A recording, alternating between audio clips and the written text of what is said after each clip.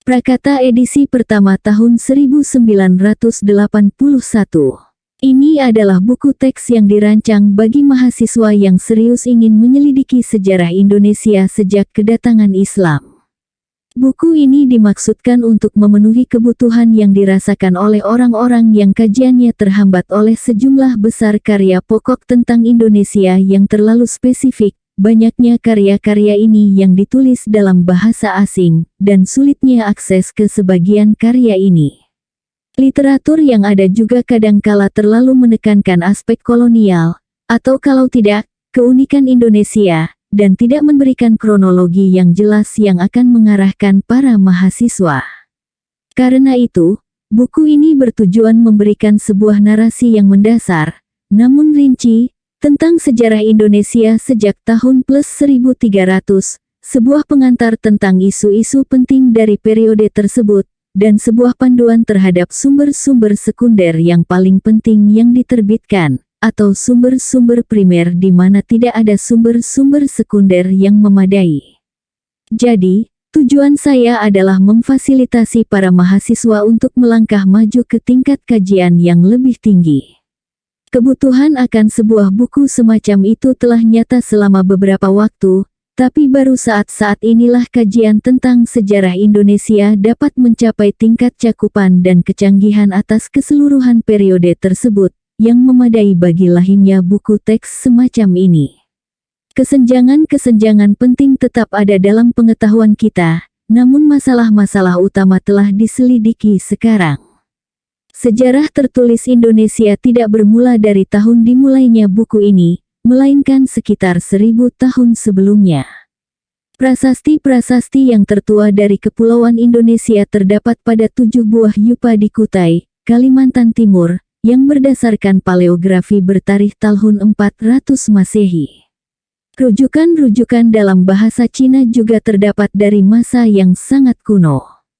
Sumber-sumber asli dalam negeri dan catatan-catatan berbahasa Cina telah memungkinkan para sarjana untuk merekonstruksi sebagian besar sejarah kerajaan-kerajaan pra-Islam di Indonesia, yang mencakup beberapa kerajaan besar zaman kuno. Satu yang terbesar dari kerajaan-kerajaan itu, Majapahit, dibahas secara singkat dalam bab 2 semata-mata karena masa kerajaan ini tercakup dalam batasan kronologi buku ini. Kerajaan-kerajaan pra-Islam tersebut beragama Hindu-Buddha dan mereka meninggalkan banyak khazanah literatur dan artistik, yang seperti akan dilihat dalam bab 5, terus berpengaruh hingga lama setelah kedatangan Islam. Tradisi-tradisi sosial, administrasi, dan politik dari negara-negara ini juga mempunyai pengaruh yang tetap. Bukti dan penafsiran dari periode awal ini masih mengandung banyak persoalan dan sangat membutuhkan kajian lebih lanjut. Karena alasan ini, saya memutuskan untuk melepaskannya dari cakupan buku ini. Beberapa karya penting tentang Majapahit didaftar dalam catatan dan acuan untuk bab 2. Tentang kerajaan-kerajaan pra-Islam lainnya, lihat Krom, Hindu Javanse Gestie Denis, Coedes, Le Etats Hindowises, terjemahan Inggrisnya berjudul Indiana States of Southeast Asia, Walters, Early Indonesian Commerce, dan esai Van Naersen dalam Van Naersen dan De Long, Economic and Administrative History of Early Indonesia. Untuk rincian terbitan, pembaca harus merujuk ke bibliografi pada akhir buku ini. Dalam pandangan saya, periode sejak tahun plus 1300 telah menjadi sebuah unit sejarah yang padu, yang dalam buku ini disebut sejarah Indonesia modern. Tentu saja, ada sub-sub periode yang penting dalam sejarah Indonesia modern, seperti tercermin dalam pembagian buku ini ke dalam bagian-bagian dan bab-bab. Ada 3 unsur fundamental yang memberikan kesatuan historis terhadap periode ini. Yang pertama adalah unsur kebudayaan dan agama, Islamisasi Indonesia yang dimulai tahun plus 1300 dan berlanjut hingga hari ini. Yang kedua adalah unsur topik, saling pengaruh antara orang Indonesia dan orang Barat yang dimulai tahun plus 1500 dan masih berlanjut. Yang ketiga adalah historiografi, sumber-sumber primer sepanjang periode ini ditulis hampir secara eksklusif dalam bahasa-bahasa Indonesia modern, Jawa, Melayu, dan seterusnya, bukannya Jawa kuno atau Melayu kuno, dan dalam bahasa-bahasa Eropa. Antara tahun plus 1300 sampai plus 1500, unsur-unsur ini muncul dan terus ada sejak saat itu. Penulis setiap buku teks sejarah harus memutuskan apakah akan lebih mengistimewakan tema-tema penafsiran yang luas ataukah perkembangan peristiwa-peristiwa yang terinci dan terkadang membingungkan. Pengalaman saya menunjukkan, para mahasiswa merasa bahwa pembahasan interpretatif lebih mudah dipahami, tetapi kurang bermanfaat dibanding narasi rinci. Saya sendiri pada prinsipnya lebih memilih narasi rinci, karena jika peristiwa pokoknya dikemukakan, pembaca akan lebih mudah menarik generalisasi mereka sendiri atau membantah generalisasi pihak lain. Karena itu, saya memastikan bahwa buku ini akan mengutamakan bukti sejarah yang terinci. Sama sekali tidak ada upaya di sini untuk membebankan sintesa baru apapun terhadap sejarah Indonesia, meskipun tentu saja pandangan-pandangan saya ikut tersertakan di sepanjang buku ini. Buku ini mengutamakan sejarah Jawa lebih besar daripada yang mungkin dianggap sepantasnya. Ada 4 alasan untuk ini. Pertama, sejarah Jawa telah lebih banyak dikaji daripada sejarah pulau-pulau lain dan, karena itu, lebih dikenal. Kedua, penduduknya mewakili lebih dari separuh penduduk Indonesia. Ketiga, ia telah menjadi pusat dari kebanyakan sejarah politik, baik di masa kolonial maupun masa kemerdekaan, dan menyebarkan pengaruh terhadap wilayah lain yang lebih besar dibandingkan dengan pengaruh yang disebarkan oleh wilayah-wilayah lainnya, sehingga mengandung arti yang lebih penting bagi sejarah Indonesia secara keseluruhan. Keempat, atas wilayah inilah seluruh penelitian saya terpusat, dan unsur pribadi ini tentu saja mempengaruhi buku ini. Penelitian lebih lanjut pasti akan memungkinkan untuk mengkaji wilayah luar Jawa secara lebih memadai di masa depan daripada kondisinya sekarang ini.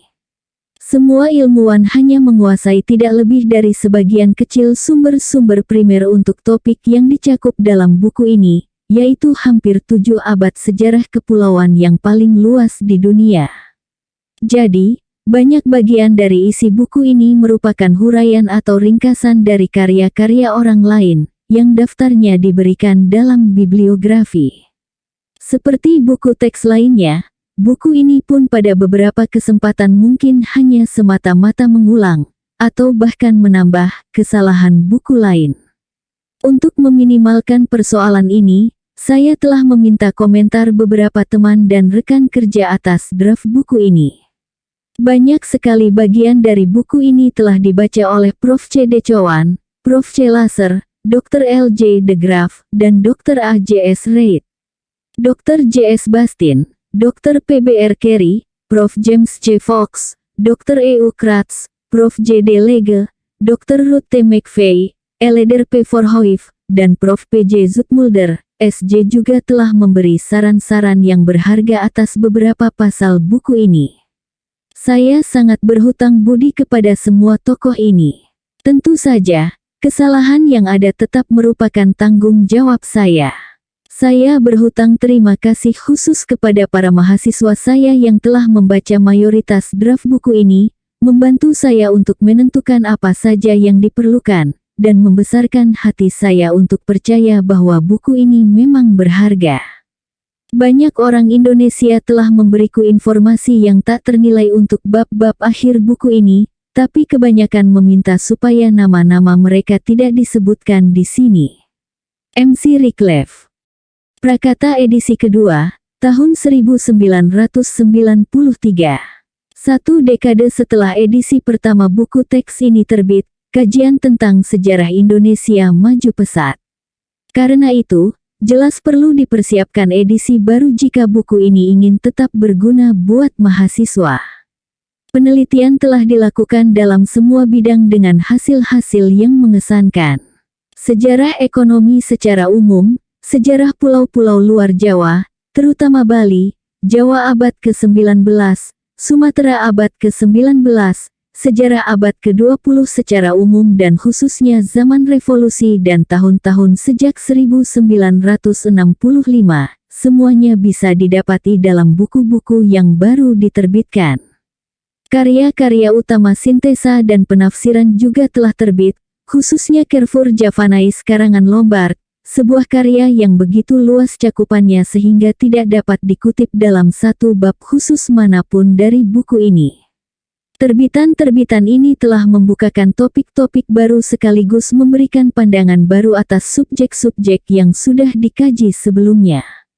Dalam merevisi buku ini, saya telah menambahkan bagian-bagian baru dan mengoreksi kesalahan-kesalahan yang ada pada edisi pertama. Saya berterima kasih kepada rekan-rekan dan mahasiswa yang telah menunjukkan kesalahan-kesalahan itu kepada saya, sehingga memungkinkan edisi kedua ini menjadi lebih baik. Tambahan dan perubahan telah dilakukan di sana-sini sepanjang buku ini. Lebih banyak pasal telah ditambahkan tentang Jawa abad ke-19 dan depresi tahun 1930-an. Ada lagi 2 bab baru tentang periode sejak tahun 1965. Tak heran, bibliografi pun menjadi jauh lebih banyak.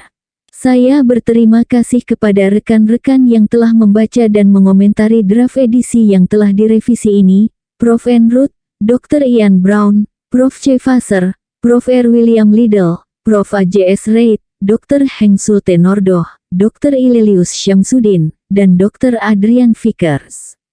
Tentu saja tak satu pun dari mereka yang memikul tanggung jawab atas teks akhir buku ini. MC Rickleff. Prakata edisi ketiga, tahun 2001.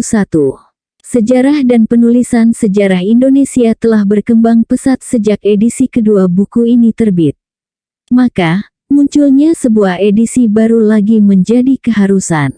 Dalam edisi ini, ada bab-bab yang sepenuhnya baru tentang Indonesia Barat di abad ke-17 dan 18 dan tentang kurun yang dramatis sejak tahun 1975. Penemuan nisan Sultan Sulaiman bin Abdullah bin Al-Basir di Lamreh, bertarikh 608 Hijriyah atau 1211 Masehi, mengharuskan judul buku ini diubah. Dengan penemuan tersebut, maka sekarang sejarah Indonesia periode sejak kedatangan Islam bukan lagi sejarah sejak tahun plus 1300, melainkan sejak plus 1200. Bibliografi edisi ini telah bertambah dengan banyak karya kesarjanaan baru yang bagus-bagus. Ada sejumlah amandemen dan pasal baru yang muncul di sepanjang buku ini, yang mencerminkan pemahaman dan pengetahuan sejarah kami yang baru dan yang mengoreksi kesalahan-kesalahan yang terlihat sejak edisi terakhir terbit. Saya berterima kasih kepada semua pihak yang telah menunjukkan kesalahan-kesalahan itu kepada saya, dan saya juga berharap para pembaca edisi ketiga ini akan terus memberi masukan yang sama. Dalam menulis edisi baru ini, saya, seperti biasa, telah meminta bantuan dan masukan dari sejumlah rekan. Terutama sekali saya berterima kasih kepada Prof. Barbara Andaya, Prof. Leonard Andaya, Prof. R. E. Elson, Prof. R. William Liddell, dan Mr. Blaking atas bantuan mereka. Bagaimanapun, segala kesalahan dan kekurangan tetap merupakan tanggung jawab saya sepenuhnya. Pengolahan kata untuk edisi ini telah dilakukan oleh Jan Bretterton, orang yang keterampilan dan kesabaran yang biasa ditunjukkannya dalam melakukan tugas ini tidak ada bandingannya. MC Rickleff. Prakata untuk terjemahan Indonesia edisi kedua. Edisi pertama buku ini terbit dalam bahasa Inggris lebih dari 20 tahun yang lalu, dan edisi pertama dalam bahasa Indonesia terbit 13 tahun yang lalu. Walaupun versi Inggris sudah beberapa kali diupdate dengan edisi baru, edisi ketiga terbit tahun 2001, akan tetapi edisi baru dalam bahasa Indonesia baru bisa diterbitkan sekarang. Edisi ini berdasarkan edisi Inggris yang ketiga, ditambah suatu bab terakhir yang baru. Saya banyak berterima kasih kepada Bapak Husni Syawi dari penerbit Serambi yang mengundang saya untuk bekerja sama dalam mempersiapkan edisi baru ini. Sejak edisi lama dalam bahasa Indonesia terbit pada tahun 1991, banyak sekali perubahan terjadi di Indonesia. Pada waktu itu, rezim Soeharto masih berkuasa dan tidak perlu heran bila suasana politik mempengaruhi isi buku itu. Dalam versi bahasa Inggris, bab yang terakhir mengkritik korupsi dan penindasan Orde Baru. Akibatnya, buku Inggris itu tidak boleh dijual di Indonesia. Dalam edisi pertama bahasa Indonesia, saya tidak setuju untuk menulis suatu versi sejarah politik Orde Baru yang dibersihkan sesuai dengan kemauan pemerintah.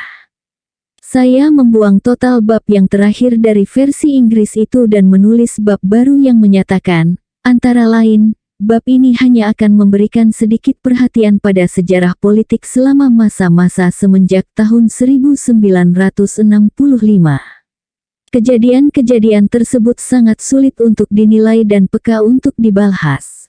Sekarang, perubahan dalam Indonesia sangat menyeluruh. Perkembangan politik, ekonomi, sosial, dan sebagainya pun boleh dibahas secara terang-terangan dalam edisi Indonesia ini. Saya tidak berani berharap bahwa semua pembaca akan setuju dengan interpretasi saya. Akan tetapi saya sangat berharap bahwa semua pembaca akan melihat buku ini sebagai sesuatu yang bermanfaat, yang bisa menolong untuk menjelaskan sejarah kepulauan dan negara Indonesia. Bagi saya, edisi baru dalam bahasa Indonesia ini merupakan suatu cara untuk mengucapkan terima kasih kepada Indonesia dan kepada teman-teman saya, rekan-rekan saya, dan semua orang Indonesia lain yang selalu menerima saya dengan baik sejak 40 tahun yang lalu. Kehidupan saya sangat diperkaya oleh pengalaman di Indonesia. Dengan buku ini, saya ingin membalas kebaikan itu dengan suatu sumbangan yang, walaupun kecil, semoga bermanfaat. MC Redcliffe, Melbourne, Australia, Oktober tahun 2004. Bab 1, Kedatangan Islam. Penyebaran Islam merupakan salah satu proses yang sangat penting dalam sejarah Indonesia, tapi juga yang paling tidak jelas.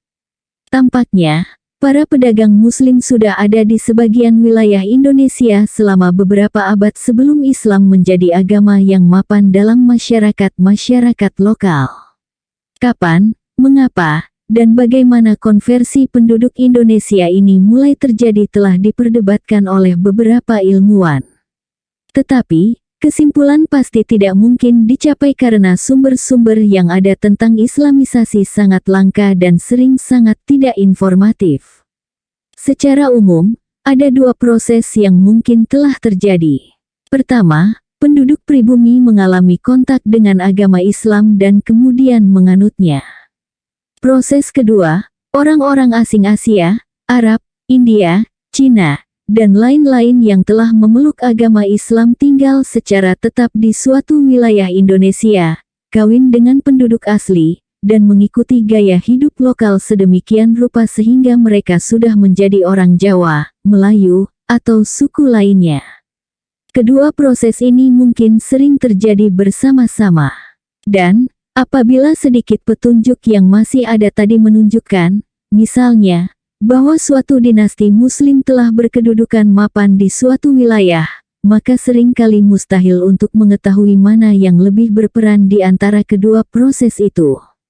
Dapat dipastikan bahwa Islam sudah ada di negara Bahari Asia Tenggara sejak awal zaman Islam. Dari masa Khalifah ketiga, Utsman bin Affan tahun 644 sampai 656, utusan-utusan Muslim dari tanah Arab mulai tiba di istana Cina. Setidaknya pada abad ke-9 sudah ada ribuan pedagang Muslim di Kanton. Kontak-kontak antara Cina dan dunia Islam itu terpelihara, terutama lewat jalur laut melalui perairan Indonesia. Karena itu, tidak aneh bila orang-orang Islam tampak memainkan peran penting dalam urusan-urusan negara perdagangan yang besar di Sumatera yang beragama Buddha, Sriwijaya, yang didirikan pada akhir abad ke-7. Antara tahun 904 dan pertengahan abad ke-12, utusan-utusan dari Sriwijaya ke istana Cina memiliki nama Arab. Pada tahun 1282, Raja Samudera di Sumatera bagian utara mengirim 2 utusan bernama Arab ke Cina. Sayangnya, kehadiran Muslim-Muslim dari luar di kawasan Indonesia tidak menunjukkan bahwa negara-negara Islam lokal telah berdiri, tidak juga bahwa telah terjadi perpindahan agama dari penduduk lokal dalam tingkat yang cukup besar. Bukti yang paling dapat dipercaya mengenai penyebaran Islam dalam suatu masyarakat lokal Indonesia adalah berupa prasasti-prasasti Islam, kebanyakan batu-batu nisan, dan sejumlah catatan para musafir. Batu nisan Muslim tertua yang masih ada, yang tarikhnya terbaca jelas, ditemukan di Leran Jawa Timur, dan bertarikh tahun 475 Hijriah atau tahun 1082 Masehi. Ini nisan seorang wanita, putri seseorang yang bernama Maimun. Akan tetapi, disangsikan apakah kuburan asal nisan itu benar-benar ada di Jawa, ataukah batu itu, karena beberapa alasan, misalnya sebagai pemberat pada sebuah kapal, dipindahkan ke Jawa beberapa waktu sepeninggal wanita itu. Manapun yang benar, karena si almarhumah tampaknya seorang Muslim non-Indonesia, maka batu ini tidak memberi kejelasan apapun mengenai mapannya agama Islam di tengah-tengah penduduk Indonesia. Petunjuk pertama tentang Muslim Indonesia berkaitan dengan bagian utara Sumatera. Di permakaman Lamreh ditemukan nisan Sultan Sulaiman bin Abdullah bin Al-Basir, yang wafat pada tahun 608 Hijriah atau 1211 Masehi. Ini merupakan petunjuk pertama tentang keberadaan kerajaan Islam di wilayah Indonesia. Pada waktu musafir Venesia, Marco Polo, singgah di Sumatera dalam perjalanan pulangnya dari Cina pada tahun 1292, dia mengenal Perlak sebagai sebuah kota Islam, sedangkan 2 tempat di dekatnya, yang disebutnya Basman dan Samara, bukanlah kota Islam.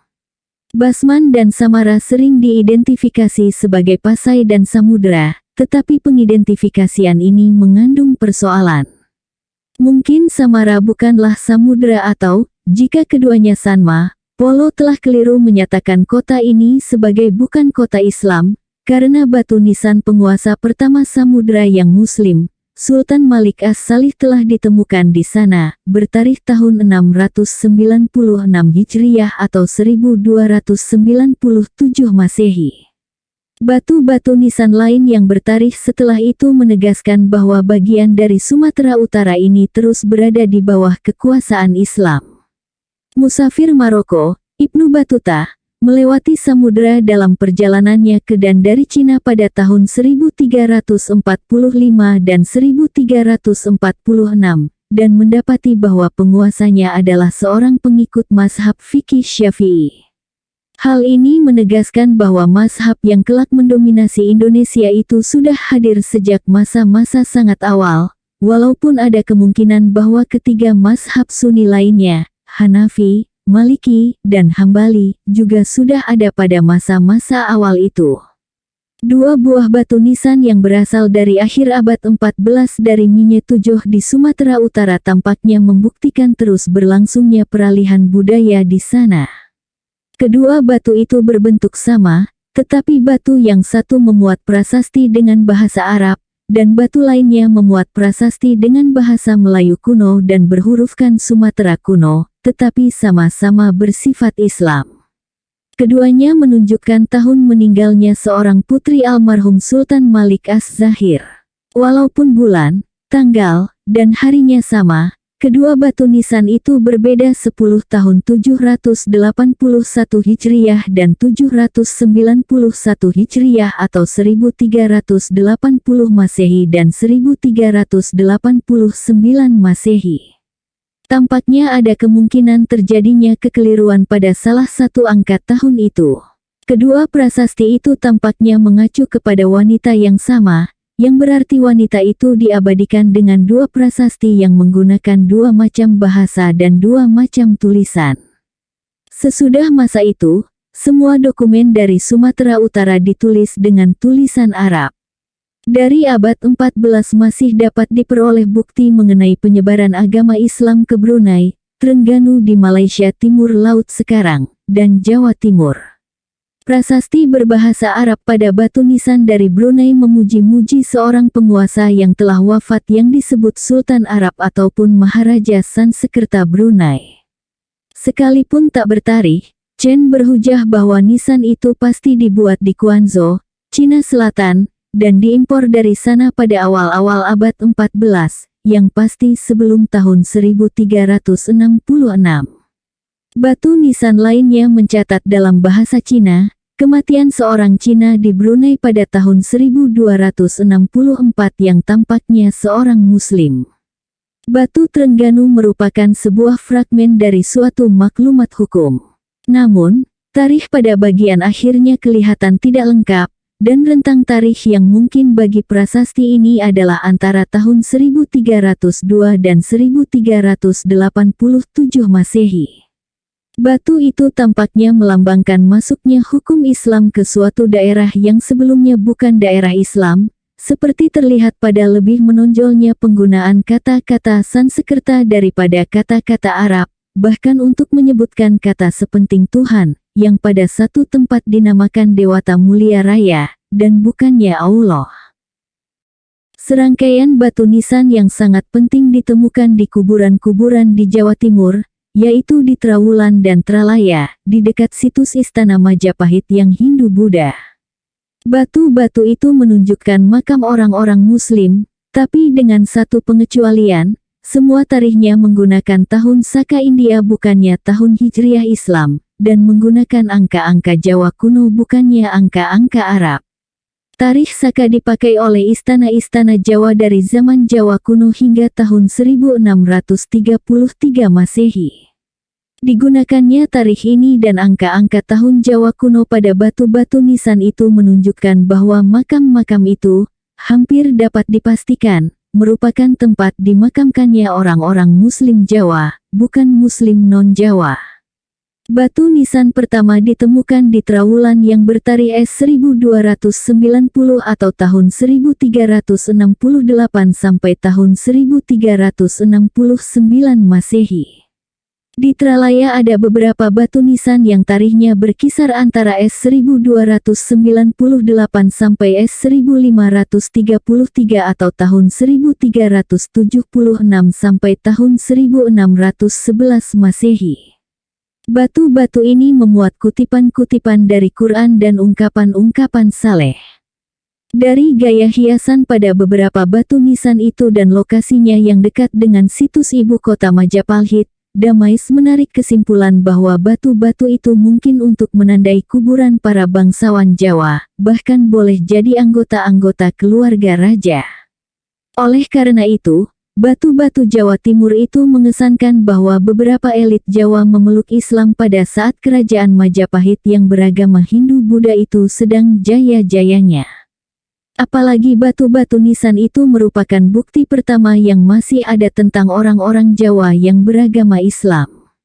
Tentu saja, karena bukti yang ada sangat sedikit, tidak dapat dikatakan secara pasti bahwa orang-orang yang dikubur itu adalah orang-orang Jawa yang pertama-tama memeluk Islam. Akan tetapi, batu-batu nisan Trawulan dan Tralaya membuat kita harus meragukan pendapat yang pernah dikemukakan oleh para ilmuwan bahwa agama Islam berasal dari daerah pesisir Jawa, dan pada mulanya merupakan suatu kekuatan agama dan politik yang menentang Majapahit. Soal apakah para bangsawan Jawa di Keraton Majapahit yang memeluk Islam lebih dahulu sebelum masyarakat pesisir ataukah sebaliknya, hal itu dipengaruhi oleh pandangan orang tentang relatif pentingnya peran para pedagang atau kaum sufi sebagai pembawa agama Islam. Masalah ini akan dibicarakan di bawah ini. Tidak perlu disangsikan bahwa Majapahit, yang mempunyai hubungan politik dan perdagangan yang sangat luas di luar Jawa, lihat bab 2, telah berjumpa dengan para pedagang asing yang beragama Islam. Persoalannya adalah apakah para bangsawan itu tertarik pada agama para pedagang. Para ulama yang beraliran mistik, yang mungkin mengaku memiliki kekuatan-kekuatan gaib, tampaknya lebih masuk akal sebagai pelaku-pelaku Islamisasi di lingkungan Istana Jawa yang sudah sejak lama terbiasa dengan spekulasi-spekulasi mistik Hindu dan Buddha. Kapan agama Islam mulai dianut oleh masyarakat pesisir utara Jawa masih belum jelas. Dalam suatu pelayaran pada tahun 1413 sampai tahun 1415, seorang Muslim Cina, Ma Huan, mengunjungi daerah pesisir Jawa. Ia melaporkan di dalam bukunya yang berjudul Yingyai Senglan, Peninjauan Umum tentang Pantai-Pantai Samudra, diterbitkan pada tahun 1451, bahwa hanya ada 3 macam penduduk di Jawa, orang-orang Muslim dari Barat, orang Cina, beberapa di antaranya beragama Islam, dan orang Jawa yang menyembah berhala. Karena batu-batu nisan Trawulan dan Tralayang menunjukkan adanya orang-orang Jawa yang beragama Islam di istana, kira-kira 50 tahun sebelum masa itu, maka laporan Ma Huan mengesankan bahwa agama Island memang sudah dianut oleh kalangan istana sebelum penduduk pesisir Jawa mulai beralih ke agama ini. Sebuah batu nisan Muslim awal yang bertarikh tahun 822 Hijriah atau tahun 1419 Masehi ditemukan di Gresik, salah satu pelabuhan penting di Jawa Timur. Batu nisan ini terdapat di makam seorang yang bernama Malik Ibrahim, tetapi karena pria ini tampaknya bukan orang Jawa, maka batu nisan ini hanya menegaskan kehadiran orang Muslim asing di Jawa, dan tidak menjelaskan lebih lanjut soal masuk Islamnya penduduk pesisir Jawa. Akan tetapi, tradisi-tradisi lokal, yang tidak memiliki bukti tertulis, menyebutkan bahwa Malik Ibrahim adalah salah seorang dari 9 wali Songo yang pertama di Jawa.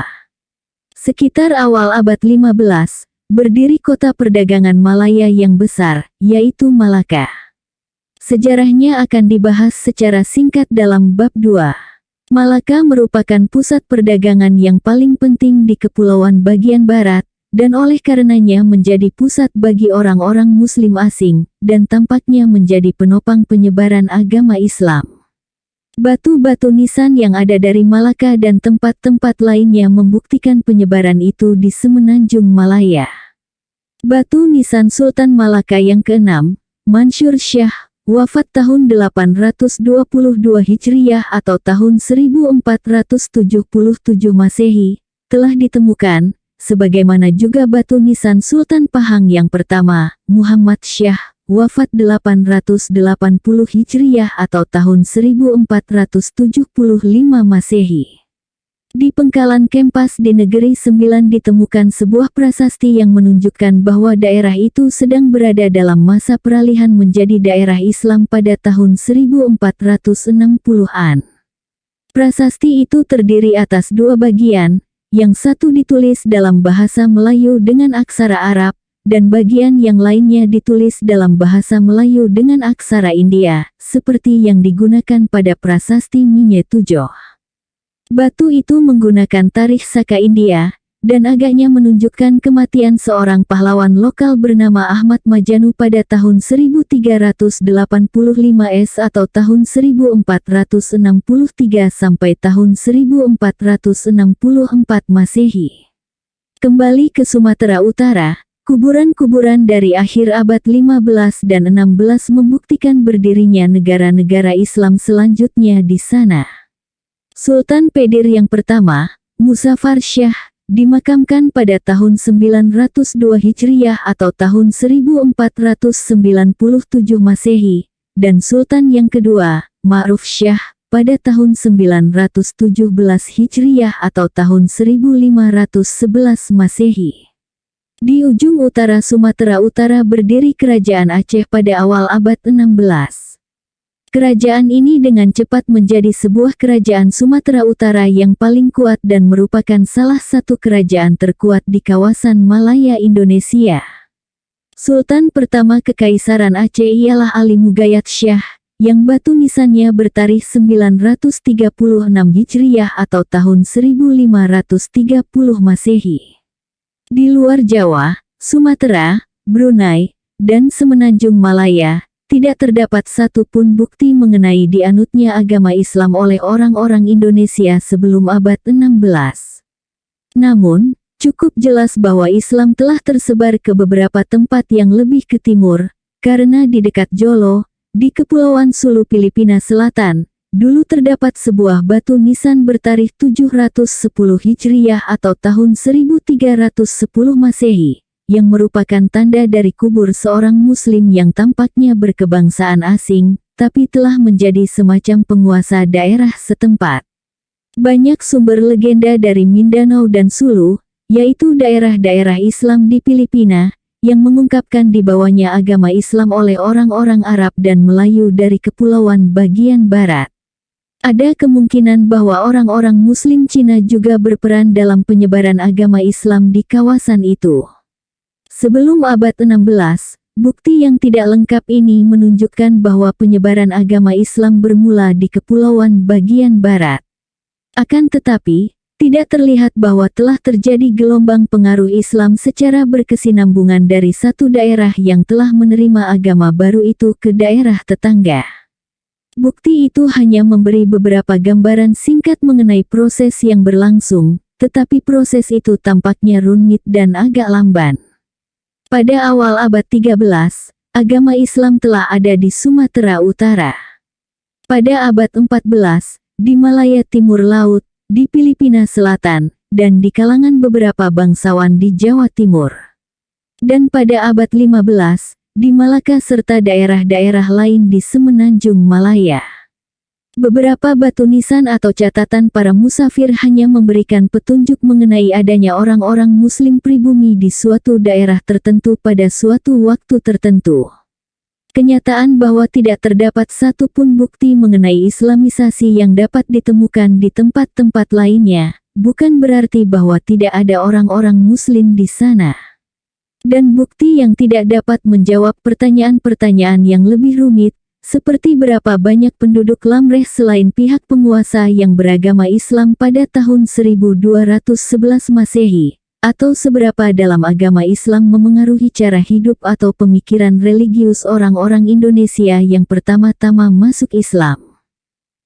Seperti yang akan dilihat di dalam bab-bab berikutnya, Islamisasi adalah suatu proses yang berlangsung terus hingga saat ini. Jangan dianggap bahwa begitu suatu daerah diketahui mempunyai seorang penguasa Muslim, maka proses Islamisasi sudah selesai. Hal itu sangat mungkin lebih melambangkan awal daripada akhir Islamisasi di kalangan rakyat. Pada awal abad 16, suatu sumber Eropa yang luar biasa membuka kemungkinan dilakukannya peninjauan secara umum mengenai agama Islam di Kepulauan Indonesia. Tome Pires adalah seorang ahli obat-obatan dari Lisbon yang menghabiskan waktunya di Malaka dari tahun 1512 hingga 1515, segera setelah negeri itu ditaklukkan oleh Portugis pada tahun 1511. Selama waktu itu, dia mengunjungi Jawa dan Sumatera, dan dengan sangat giat mengumpulkan informasi dari orang-orang lain mengenai seluruh daerah Malaya Indonesia. Bukunya yang berjudul Suma Oriental menunjukkan dirinya sebagai pengamat yang tajam, yang deskripsi-deskripsinya jauh lebih hebat daripada deskripsi para penulis Portugis lainnya. Buku itu syarat dengan aneka materi lain yang tak ternilai, tetapi di dalam bab ini kita hanya akan memfokuskan perhatian pada apa yang diamati Pires dalam kaitannya dengan agama Islam. Tentu saja petunjuk yang diberikannya tidak dapat dianggap akurat seluruhnya.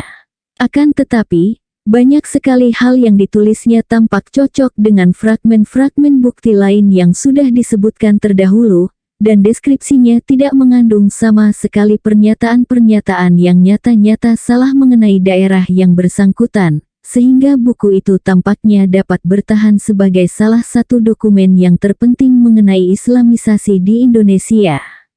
Menurut Pires, di zamannya itu, sebagian besar raja-raja Sumatera beragama Islam, tetapi masih tetap ada negeri-negeri yang belum menganut Islam. Mulai dari Aceh di sebelah utara dan terus menyusur daerah pesisir timur hingga Palembang, para penguasanya beragama Islam. Tapi di sebelah selatan Palembang dan di sekitar ujung selatan Sumatera hingga pesisir barat, sebagian besar penguasanya masihlah non-muslim. Di Pasai terdapat suatu komunitas dagang internasional yang sedang berkembang pesat, dan Pires menghubungkan masuknya Islam pertama kali di Pasai dengan kelicikan para pedagang muslim itu. Akan tetapi, penguasa Pasai belum dapat mengubah agama penduduk daerah pedalaman. Demikian pula, Raja Minangkabau dan 100 orang pengikutnya disebut-sebut beragama Islam, walaupun penduduk Minangkabau lainnya belum. Akan tetapi, Pires mengatakan bahwa setiap hari agama Islam selalu mendapatkan pemeluk-pemeluk baru di Sumatera. Daerah Jawa Barat yang berbahasa Sunda belum menganut agama Islam pada masa Pires, malahan memusuhinya. Meskipun Pires tidak menyebutkan namanya, daerah yang dimaksud adalah wilayah yang berada di bawah kekuasaan kerajaan Pajajaran yang menganut agama Hindu-Buddha, yang tentang sejarahnya hampir tidak ada sumber yang dapat diandalkan. Islamisasi daerah ini yang dilakukan melalui cara penaklukan pada abad 16 akan dibahas dalam bab 4. Jawa Tengah dan Jawa Timur, daerah-daerah tempat menetapnya suku bangsa Jawa, tetap diklaim sebagai daerah kekuasaannya oleh Raja Hindu-Buddha yang hidup di daerah pedalaman Jawa Timur di Daha Kediri. Akan tetapi, daerah-daerah pesisir sampai sebelah timur Surabaya sudah memeluk agama Islam dan sering terlibat peperangan dengan daerah pedalaman, terkecuali Tuban yang masih tetap setia kepada Raja Hindu-Buddha. Beberapa raja muslim di daerah pesisir adalah orang Jawa. Beberapa di antaranya bukan orang Jawa asli, melainkan orang Cina, India, Arab, dan Melayu yang telah menetap di daerah pesisir dan mendirikan pusat-pusat perdagangan. Pires menggambarkan proses Jawanisasi yang terjadi di kalangan kelompok-kelompok yang disebut terakhir dengan mengatakan bahwa mereka begitu mengagumi budaya istana Hindu-Buddha dan berusaha menyamai gayanya dan, dengan demikian, mereka pun menjadi orang Jawa. Batu-batu nisan dari abad 14 yang berasal dari Trawulan dan Tralaya yang telah dibicarakan di depan memberi kesan bahwa pihak istana Hindu-Buddha dapat, paling tidak kadang-kadang, bersikap toleran terhadap adanya orang-orang muslim dalam lingkungannya. Oleh karena itu, peperangan antara daerah pesisir dan daerah pedalaman yang digambarkan Pires hendaknya jangan dipandang sebagai akibat dari pertentangan agama dan budaya yang tidak dapat dipertemukan, karena dalam hal ini telah terjadi proses asimilasi budaya ketika agama Islam bertemu dengan budaya tinggi Jawa kuno yang kuat. Proses asimilasi dan akomodasi itu terus berlangsung sampai lama, sesudah mayoritas penduduk Jawa memeluk Islam, setidaknya secara nominal, dan telah menyebabkan Islam Jawa agak berbeda gayanya dengan Islam Malaya atau Sumatera. Peperangan antara daerah pesisir dan daerah pedalaman juga terus berlanjut sampai lama, sesudah kedua daerah itu sama-sama menganut agama Islam. Akar persoalannya mungkin dapat ditemukan pada pertentangan-pertentangan politik dan ekonomi antara kedua daerah itu, yang akan dibicarakan dalam bab-bab berikut. Di sebelah timur Surabaya, daerah pesisir Jawa masih belum menganut Islam, dan agaknya tetap menganut agama Hindu karena masih dilakukannya upacara pembakaran janda. Jadi, kata Pires, mereka kehilangan jasad dalam kehidupan ini dan arwah mereka terbakar di kehidupan mendatang. Di Kalimantan, Pires melaporkan bahwa Brunei mempunyai seorang raja yang baru saja masuk Islam. Bagian-bagian Kalimantan lainnya adalah non-muslim, seperti halnya pulau-pulau Madura, Bali, Lombok, Sumbawa, Flores, Solor, dan Timor di sebelah timur Pulau Jawa. Orang-orang Bugis dan Makassar di Sulawesi Selatan juga belum menganut Islam. Akan tetapi, Islam berkembang di Kepulauan Rempah-Rempah Maluku di Indonesia Timur. Para pedagang Muslim dari Jawa dan Melayu menetap di pesisir Banda, tetapi tidak ada seorang raja pun di sana, dan daerah pedalaman masih dihuni oleh penduduk non-Muslim. Ternate, Tidore, dan Bacan mempunyai raja-raja Muslim. Penguasa-penguasa Tidore dan Bacan memakai gelar India Raja, Tetapi penguasa Ternate telah menggunakan gelar Sultan, dan Raja Tidore telah bernama Arab, Al-Mansur. Semua bukti itu memberi suatu gambaran umum mengenai perkembangan Islam dari awal abad 13 hingga awal abad 16. Berawal dari bagian utara Sumatera, Islam telah tersebar sampai ke daerah-daerah penghasil rempah-rempah di Indonesia Timur.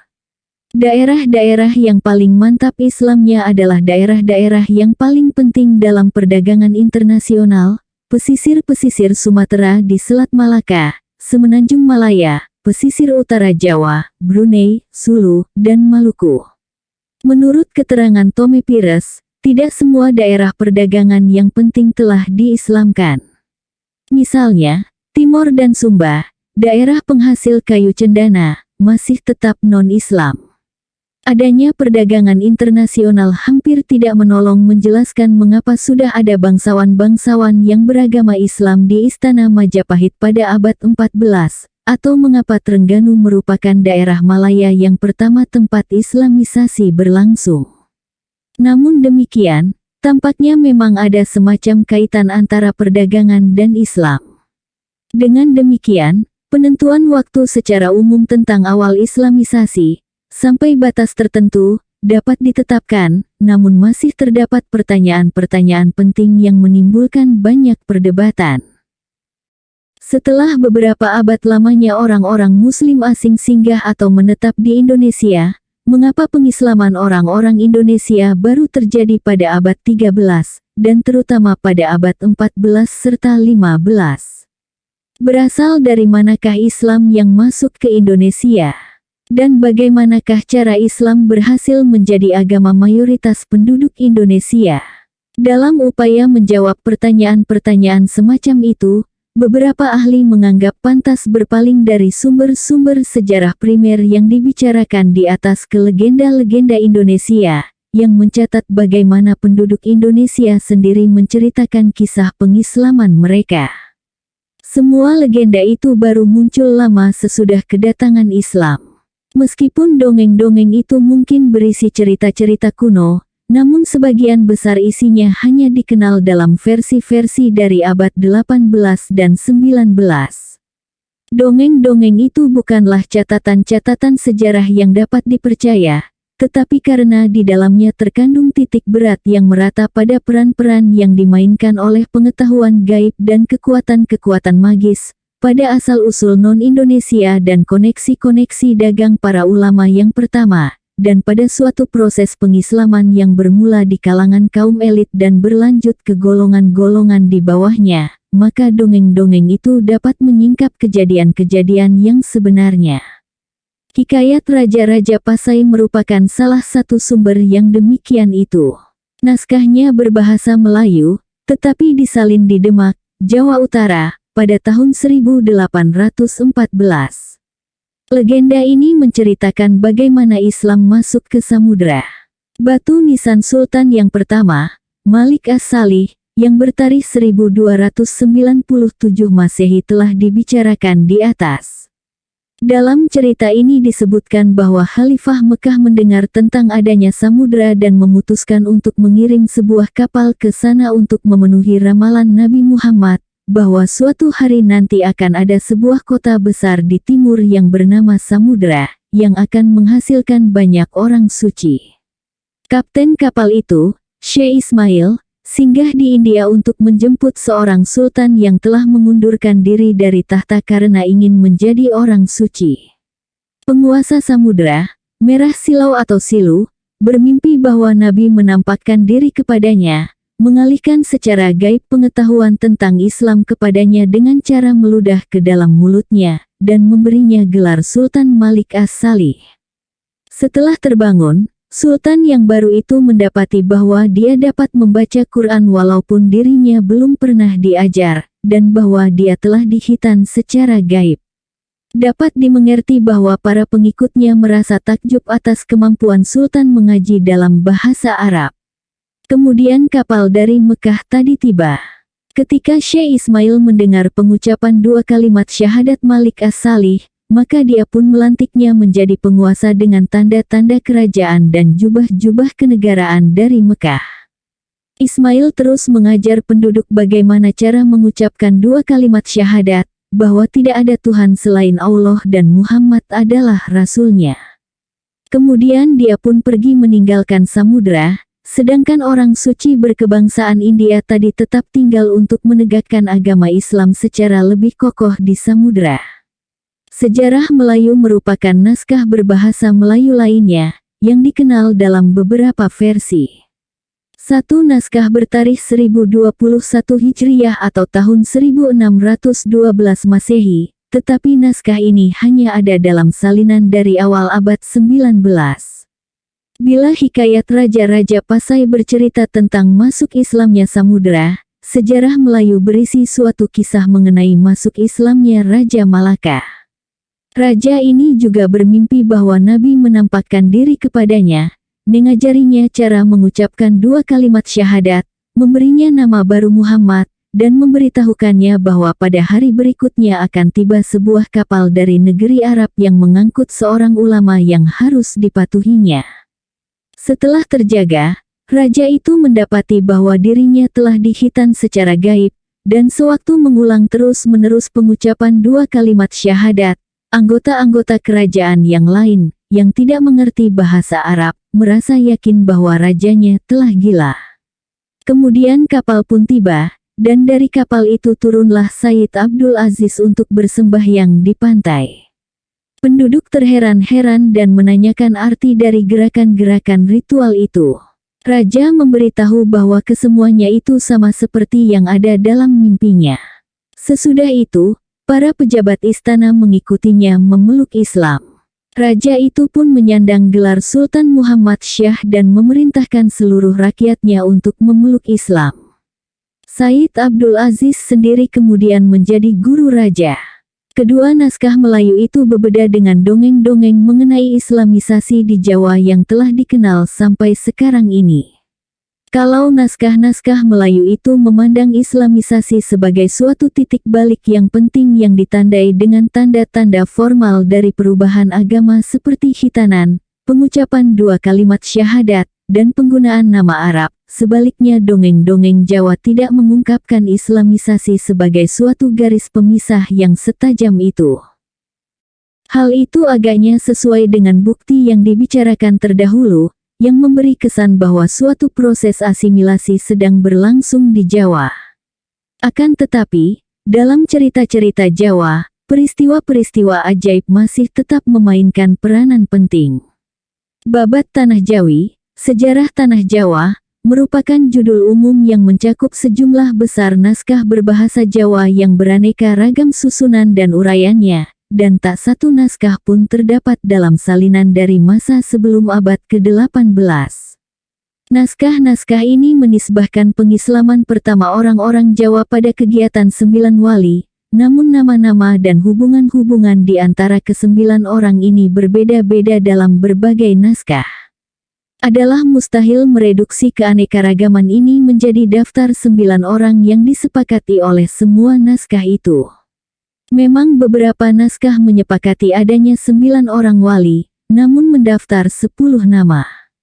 Akan tetapi, nama-nama berikut terdapat pada hampir semua naskah tersebut: Sunan Ngampel Denta, Sunan Kudus, Sunan Muria, Sunan Bonang, Sunan Giri, Sunan Kalijaga, Sunan Siti Jenar, Sunan Gunung Jati, dan Sunan Wali Lanang. Nama wali yang ke-10, Sunan Bayat, juga kerap muncul.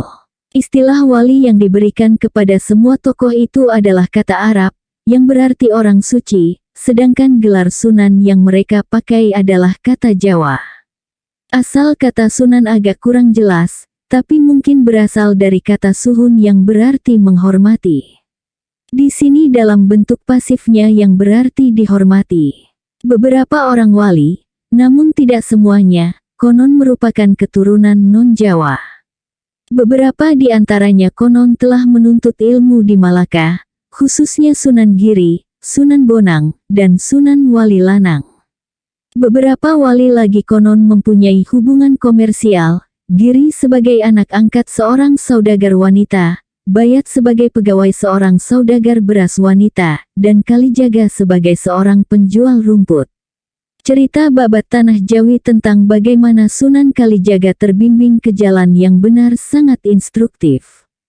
Jelaslah bahwa tanda-tanda pengislaman yang formal, khitanan, pengucapan 2 kalimat syahadat, dan lain sebagainya, sama sekali tidak ada, sehingga sebenarnya tidak jelas apakah Kalijaga secara nominal sudah menjadi muslim pada waktu ia masuk Islam.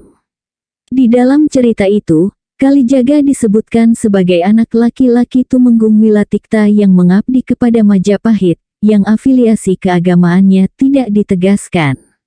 Namun, pemuda ini bernama Said, sebuah kata Arab. Setelah kalah main judi, Said menjadi perampok jalanan di pesisir utara. Pada suatu hari, Sunan Bonang melewati daerah itu dan didekati oleh Said, tetapi Bonang berkata kepadanya bahwa akan jauh lebih menguntungkan apabila ia merampok seseorang yang akan melewati daerah itu kemudian, yang berpakaian serba biru dan memakai sekuntum bunga sepatu berwarna merah di belakang telinganya. Said pun menuruti nasihat itu, dan 3 hari kemudian muncullah orang yang dikatakan oleh Sunan Bonang. Tentu saja, orang itu tak lain dan tak bukan adalah Bonang sendiri yang sedang menyamar.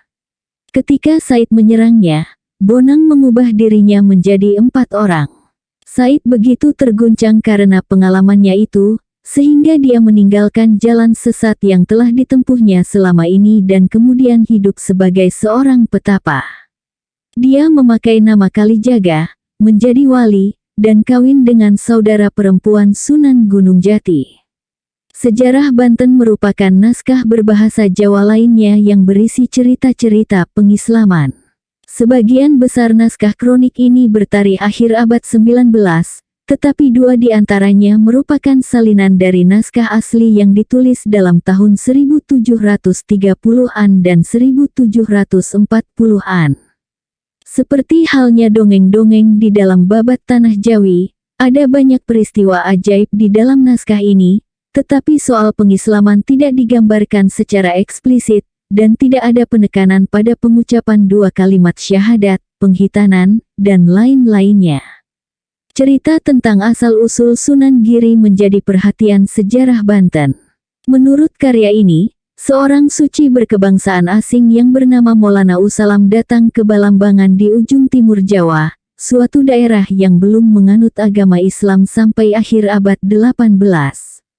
Penguasa Balambangan mempunyai seorang putri yang menderita penyakit yang tidak dapat disembuhkan, tetapi putri itu ternyata sembuh ketika Maulana Usalam memberinya buah pinang untuk dikunyah. Putri itu kemudian dikawinkan dengan Maulana Usalam. Namun, ketika Maulana meminta penguasa Balambangan untuk juga memeluk Islam, penguasa itu pun menolaknya. Oleh karena itu, Maulana Usalam pergi meninggalkan Balambangan dan istrinya yang sudah hamil.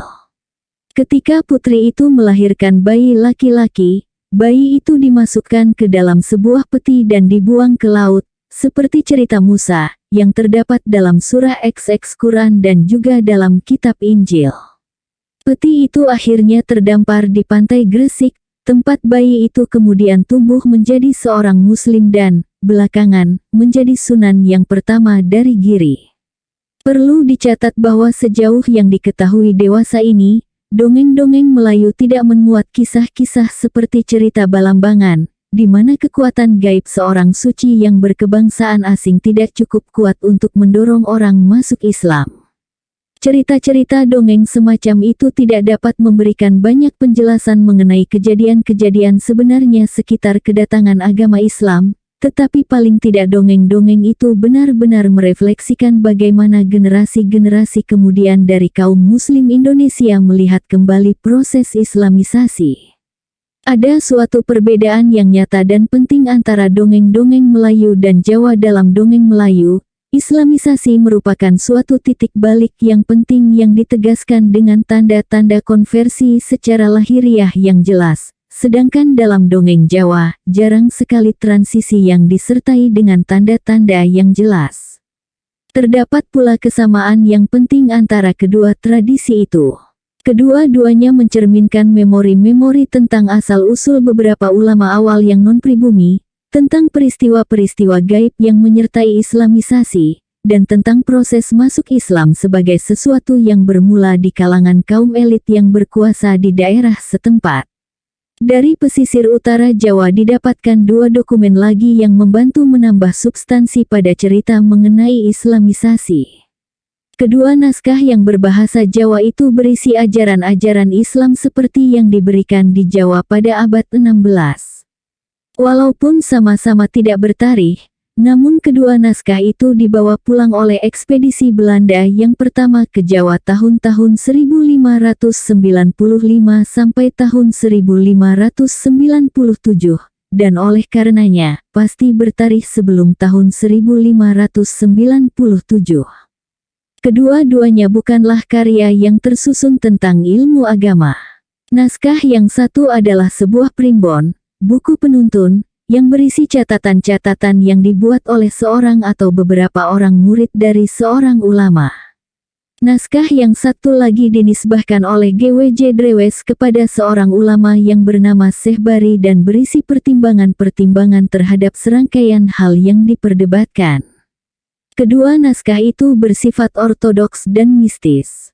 Kedua-duanya tidak mencerminkan kepentingan-kepentingan hukum yang berasal dari keempat mazhab Sunni, tetapi lebih mencerminkan pertimbangan-pertimbangan metafisik dan etos asketik yang berasal dari mistik Islam, tasawuf, yang pada waktu itu diterima sebagai bagian dari dunia Islam Sunni.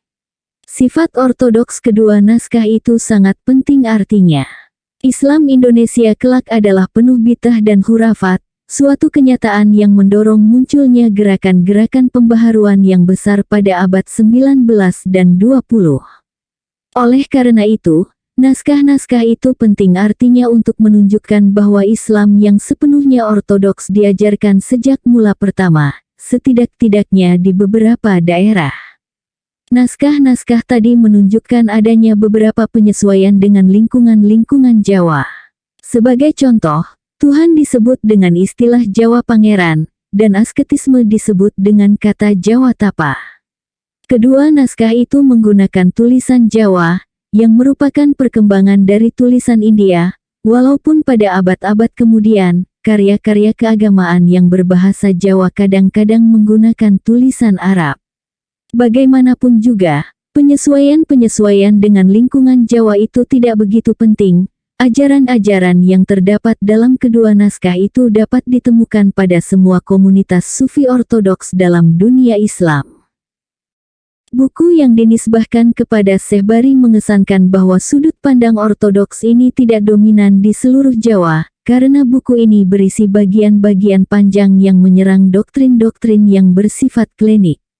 Khususnya, buku ini mengecam setiap pengidentifikasian Tuhan dengan makhluk manusia, yang merupakan bid'ah terburuk dalam Islam, sekalipun itu merupakan paham Hindu yang agung dan sebuah doktrin yang telah berlaku dalam beberapa kalangan Muslim Jawa hingga abad sekarang. G.W.J. Drewes mengemukakan bahwa naskah ketiga yang berbahasa Jawa, sebuah aturan etika Muslim, juga ditulis pada masa-masa awal proses Islamisasi di Jawa. Namun, usia naskah ini kurang dapat dipastikan dibandingkan primbon abad 16 dan karya-karya Syekh Bari. Naskah aturan ini mungkin baru muncul pada saat gelombang masuk Islam tahap akhir di Jawa Timur pada abad 18. Naskah ini cukup berarti untuk menggambarkan ketegangan yang terjadi dalam masyarakat di tengah-tengah proses Islamisasi. Penulisnya berulang-ulang mencela praktik-praktik dari mereka yang masih berpegang teguh pada agama tradisional, disebut agama Jawa. Naskah ini pun secara umum mengandung pemahaman Islam secara mistik. Tapi ada juga naskah berbahasa Melayu yang pengarangnya tak dikenal yang bertarikh sebelum tahun 1620, yang menunjukkan bahwa penafsiran Al-Quran yang non-mistik juga dipraktikkan di wilayah Indonesia. Bukti mengenai kedatangan agama Islam di Indonesia yang telah dibicarakan di atas tidak dengan mudah memberikan kesimpulan-kesimpulan yang tegas. Karena alasan inilah maka para ilmuwan berbeda dengan sangat tajam dalam memandang Islamisasi. Salah satu perdebatan yang cukup panjang ialah menyangkut daerah tempat asal Islam Indonesia. Gujarat di India Barat Laut merupakan salah satu kandidat yang terutama. Pengaruh Gujarat ditunjukkan oleh kenyataan bahwa batu nisan Malik Ibrahim, wafat tahun 1419, di Gresik dan beberapa batu di Pasai dipercaya telah diimpor dari Kambai di Gujarat. Pantai Malabar di India Barat Daya, Coromandel di India Tenggara, Bengali, Cina Selatan, dan tentu saja Arabia, Mesir, dan Persia, semuanya telah disebut sebagai sumber Islam Indonesia. Seringkali perdebatan ini tampak mengungkapkan suatu pandangan yang terlalu sederhana dan tidak dapat dipercaya mengenai peristiwa-peristiwa yang terjadi. Bagaimanapun juga, Islamisasi merupakan suatu proses perubahan agama yang terjadi selama beberapa abad. Dalam bab ini, hanya bukti mengenai tahap-tahap awal sajalah yang telah diuji, tetapi antara zaman batu nisan Sultan Sulaiman bin Abdullah dan catatan Tome Pires ada 3 abad yang terlewati. Daerah yang menjadi pusat perhatian adalah kepulauan yang terbesar di dunia, dan pada waktu yang dibicarakan di sini, daerah itu sudah terlibat dalam perdagangan internasional. Tampaknya sangat mustahil bahwa Islamisasi di Indonesia dapat diterangkan dengan merujuk hanya ke satu tempat asal agama itu. Juga tidaklah tepat apabila orang hanya mempertimbangkan sumber-sumber luar negeri saja, karena tampak jelas bahwa agama Islam didakwahkan di banyak kawasan oleh orang-orang Indonesia sendiri, terutama oleh orang-orang Muslim Melayu dan Jawa yang melakukan perjalanan di Indonesia Timur dan oleh para penguasa Muslim yang menaklukkan daerah-daerah non-Islam. Ada cukup banyak bukti yang menunjukkan bahwa orang-orang Muslim asing dari banyak daerah dan kaum Muslim Indonesia sendiri sama-sama memainkan peranan yang penting di berbagai daerah dalam berbagai waktu. Akan tetapi, masih tetap ada pertanyaan yang penting, mengapa Islam dianut oleh begitu banyak orang Indonesia hanya pada abad 13, 14, dan 15 saja? Pernah ada suatu stereotip yang diterima secara luas, yang menggambarkan bahwa Islamisasi hanya disebabkan oleh para pedagang asing yang melakukan perkawinan campuran dengan penduduk setempat, dan dengan cara ini, membentuk komunitas-komunitas Islam. Komunitas-komunitas ini kemudian berkembang ketika orang-orang Indonesia tertarik pada agama baru itu, yang etos egaliternya dianggap dapat membebaskan mereka dari belenggu sistem kasta Hindu. Pemikiran ini sekarang, dengan sangat benar, hampir sepenuhnya ditolak. Tidak terdapat satupun bukti dalam praktek komunitas-komunitas Islam yang menunjukkan semua orang memang sederajat. Semua bukti di dalam bab ini menunjukkan Islamisasi berlangsung dari atas dan tak satu pun di antara komunitas-komunitas Islam yang akan dibicarakan di dalam bab-bab berikutnya bersikap egaliter. Begitu pula, kehadiran para pedagang itu semata pun tidak dapat menjelaskan Islamisasi itu, karena kelihatan pasti bahwa para pedagang Muslim sudah ada di Indonesia jauh sebelum konversi besar-besaran itu dimulai.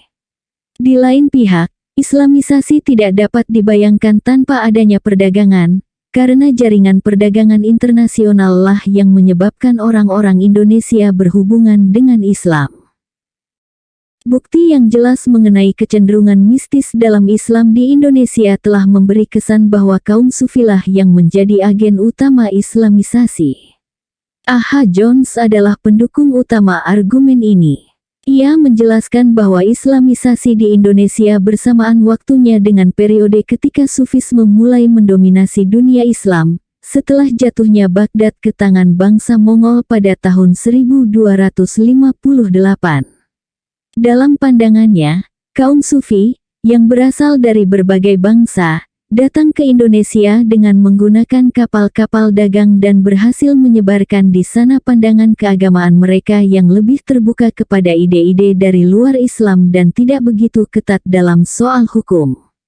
Meskipun sangat masuk akal, namun pandangan ini tidak mempunyai bukti karena tidak terdapat satu dokumen pun mengenai tarekat Sufi yang terorganisasi di Indonesia pada periode awal itu.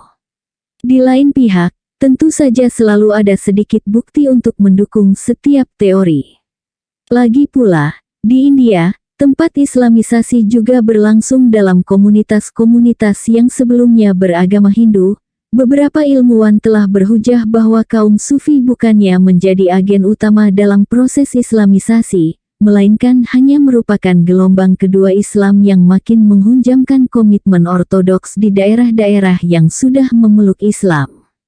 Ini mirip dengan peran yang dinisbahkan kepada orang suci India dalam cerita hikayat Raja-Raja Pasai. Dan teori Sufi itu tampaknya tidak relevan dengan kasus-kasus seperti yang disebutkan Tome Pires bahwa orang-orang Muslim asing menetap dan menjadi Jawa, sehingga persoalannya lebih merupakan masalah Jawanisasi daripada Islamisasi. Meskipun demikian, nada mistik yang kuat dalam Islam benar jelas di dalam kedua naskah keagamaan berbahasa Jawa dari abad 16 dan lebih nyata lagi pada abad-abad kemudian. Oleh karena itu, mistisisme jelas merupakan suatu bagian dari Islamisasi, tetapi peranannya yang pasti masih tetap belum jelas. Oleh karena bukti itu tidak memuaskan, maka sikap hati-hati sangat penting dalam menarik kesimpulan-kesimpulan. Tampaknya jelas bahwa perdagangan merupakan unsur penting dalam masuknya Islam ke Indonesia. Mungkin juga perdagangan merupakan pendorong terhadap Islamisasi, karena para penguasa Indonesia yang terlibat dalam perdagangan mungkin mengira bahwa adalah berfaedah bila menganut agama yang sama dengan yang dianut sebagian besar pedagang itu. Akan tetapi, para pedagang barangkali tidak mengenal dengan baik kalangan bangsawan Istana Majapahit, yang sangat mungkin menganggap diri mereka jauh lebih tinggi daripada para pedagang dalam kedudukan sosial. Lebih mungkin bahwa kaum bangsawan itu terpengaruh oleh kaum mistik Islam dan orang-orang suci yang mengklaim memiliki kekuatan-kekuatan gaib.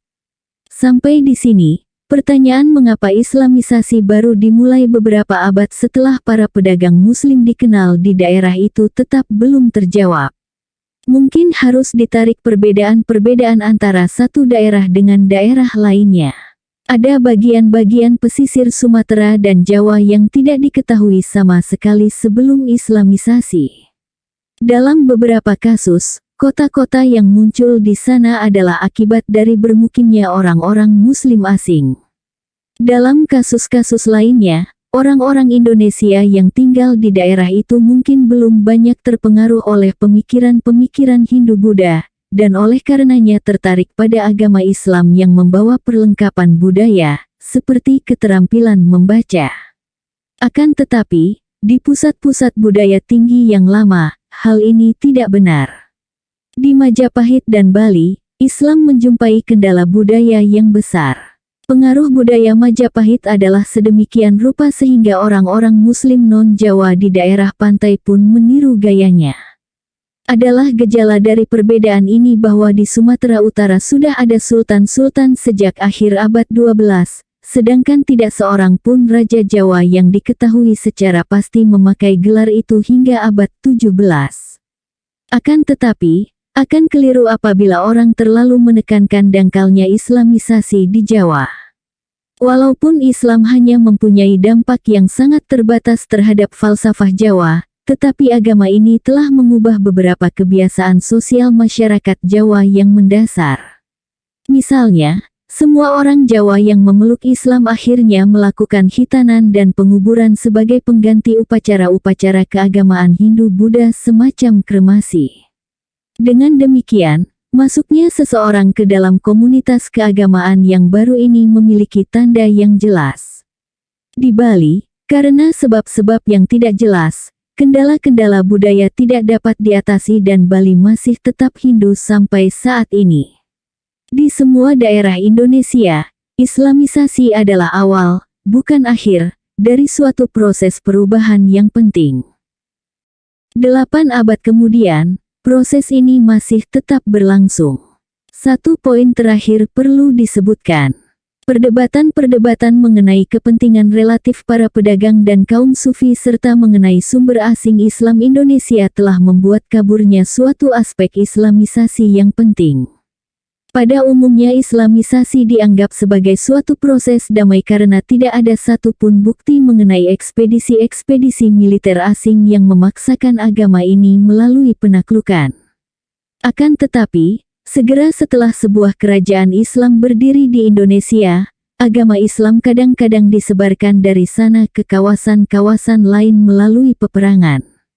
Contoh-contoh mengenai hal ini di Sumatera dan Jawa pada abad 16 dan di Sulawesi pada abad 17 akan dibicarakan dalam bab 4.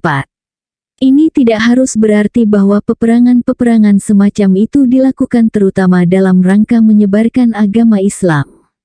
Sebab-sebab dari peperangan-peperangan itu lebih besar kemungkinannya berupa faktor-faktor kewangsaan, strategi, dan ekonomi. Akan tetapi, sering Islamisasi terjadi sesudah penaklukan. Bab 2.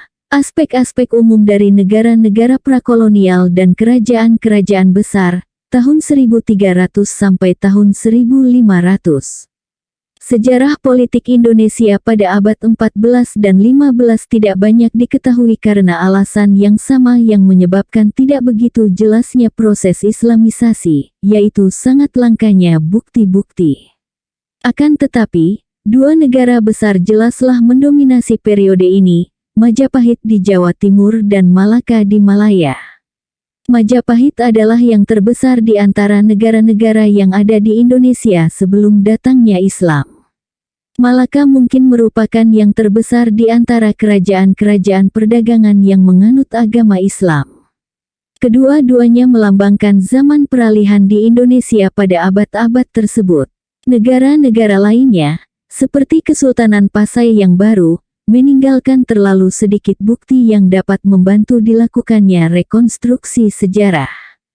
Sebelum membahas Majapahit dan Malaka, alangkah baiknya apabila dibicarakan terlebih dahulu beberapa ciri umum dari negara-negara yang ada di Indonesia sebelum masa penjajahan.